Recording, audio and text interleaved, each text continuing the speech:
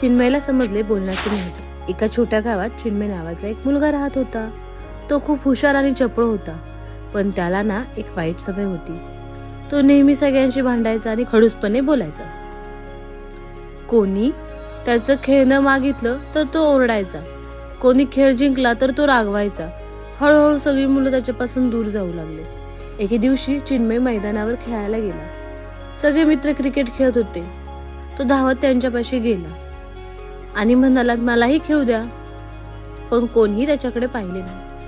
चिन्मय, तू नेहमी भांडतोस, आम्ही तुझ्यासोबत खेळणार नाही, असं रिया म्हणाली. चिन्मय खूप दुःखी झाला. तो झाडाखाली बसून विचार करू लागला, कदाचित चूक माझीच आहे. मी कधीच कोणाशी नीट बोलत नाही. त्या दिवशी तो शांतपणे घरी गेला. दुसऱ्या दिवशी त्याने सगळ्यांना हसून शुभप्रभात म्हटले. त्याने खेळणी वाटली आणि गोड आवाजात बोलू लागला. सुरुवातीला सगळ्यांना आश्चर्य वाटलं, पण हळूहळू सगळे पुन्हा त्याचे मित्र झाले.